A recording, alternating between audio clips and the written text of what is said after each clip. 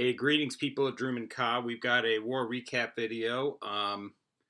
Just wanted to show we had a nice win against a unpronounceable Russian clan. So let's get to it and show some of the attacks. First 3-star attack here. First of all, shout out to Ash. I'm not going to show his attack, but he had a really solid 2-star on 1. So and Ash basically got us the 3 stars at Town Hall 10, which we needed. So thank you, Ash. Let's see Pono's attack on base number 4. So one of the things that we've seen, that I've seen, so here is he's doing a classic GoVa base, and this is a base that lends itself well to that with this open base compartment down at 6 o'clock below the town hall. I think you're going to see his Valks exploit that. So he opens up. One of the things that I've been doing is I've been moving away from the earthquake spell and more towards the jump, 3 heals, a jump, or 2 heals and a rage and 2 poisons. Just because, I mean, you just get so much more. The rage just goes so much better when you don't have to sweat the clan castle as much. And, you know, here the poison spell clearly helped to take out the lava pups. The lava hound itself is not that big a deal. So he gets the, he's got the 2 jumps. He's got the jump spell. He gets the Valks in the core. And at this point, the raid is looking really good. And he's got 1 heal left. Now, at this point, personally, if it was me, I'd probably bring some, hogs probably at this point to drop on those defenses. But that being said, maybe not, because there might be some bombs here in that middle compartment. Let's see what happens. Just a really strong, good fundamental attack here by Pono, where the Valks are just exploiting that open compartment in the middle of the base, and you know, so basically once he gets his Valk, once he does the funneling right, and he gets his Valks into the core, and then through that into that middle compartment, it's all over. So we're gonna speed it up, and so just nice job by Pono. That's what I've been doing also. I was in a real, to be honest, rut. I was almost kind of described it as a funk, where I was just kind of doing attacks and sort of, you know, sometimes in this game you just have to mix it up. And you know, Sid does a nice job here in doing, this is where you do get a lot of mileage out of an earthquake spell, because she can get in, she's basically able to earthquake into the core of that base. She's got 14 Valks, and nice funneling here. What you're going to see is she just brings more wizards, basically, in this attack. That's one of the things you have to do if you're going to use the earthquake spell, I think, is you gotta bring more wizards. The wall breaker comes in, that final wall breaker in the CC. She brought wizards in the CC also, so she had tons of wizards.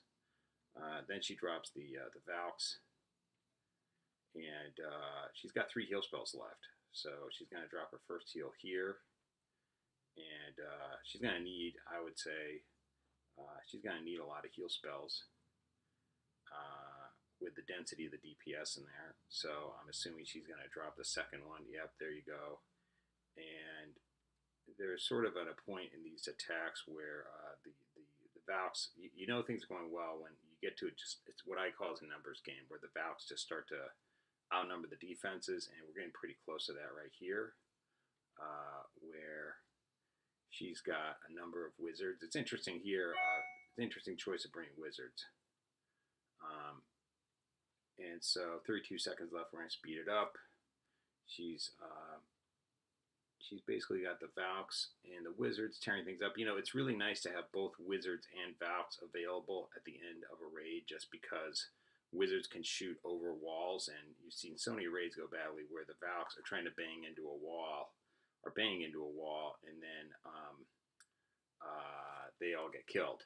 So, so we're going to show this right here. So one of the reasons I wanted to do this war recap video is because this is my first replay I've shown using the HGHB attack. So let's just stop this here for a second. I'm going to show, first of all, this is an anti-3 base, which is why I picked this attack for this base and why I wanted to attack this base, because I've been practicing HGHB. Key to this is to attack away from the air defenses when you have an anti-3 base and towards the queen. So here I decided to go in at like 2 o'clock, which is like this area here, because you've got the queen. And I saw a funneling opportunity there. I saw from the cleanup, because this was a cleanup attack, that there were no double giants bomb spots in here, so I saw I could drop hogs in there. And it's really important to get the funneling down so that the builders are killing things that are in the core. So it's really important to use either funneling troops or hogs to keep your kill squad moving through the center of the base and not straying off.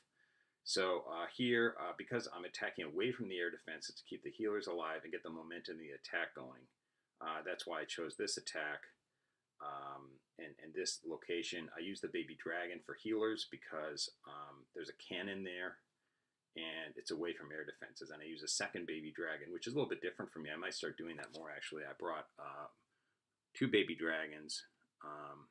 I really like how that baby dragon up at 12 o'clock stays alive for a long time. So drop my 12 giants, drop my healers, drop my heroes. I think a good decision here was dropping the rage as soon as possible, because you got to get those healers under rage. Kill squad, the CC troops come out. Unfortunately, the BK gets taken out. I drop my 2 poison spells. The queen takes out, and at this point, we just got the funneling is going pretty much exactly the way I wanted. The boilers are raged, the healers are raged, and they are just throwing stuff at the expos, which to me that's a critical part, is when you take out the expos. And at this point, the attack's going pretty well, except for my king going down, and I start dropping in the hogs to basically funnel. Part of it is funneling, just taking out some. Taking out the DPS, but also clearing part of the base so that to kind of make sure that the kill squad heads from the 3 o'clock to the 9 o'clock line. Had my heal spell there, which I dropped to keep the hogs and the bowlers alive. Bowlers tripped off the double giant bomb, and at this point my hogs have a clear path. So I've got a queen that pretty much hasn't even used her ability yet. 2 bowlers, 4 giants, how many healers? 2 or 3 healers alive. And this just shows, this is a good example of showing against an anti-3 star base, which on Valks could kind of struggle because they're kind of hard to predict. And this is a base where just HGHB just worked out really well. So I dropped my cleanup troops. I almost had a perfect war, but misdropped a goblin on my attack. On my first attack, so I got a 99. But this is Pete the King signing off here with some good 3-star attacks in our war against the Russian clan. So good job to everybody on this war, and let's keep up the good work.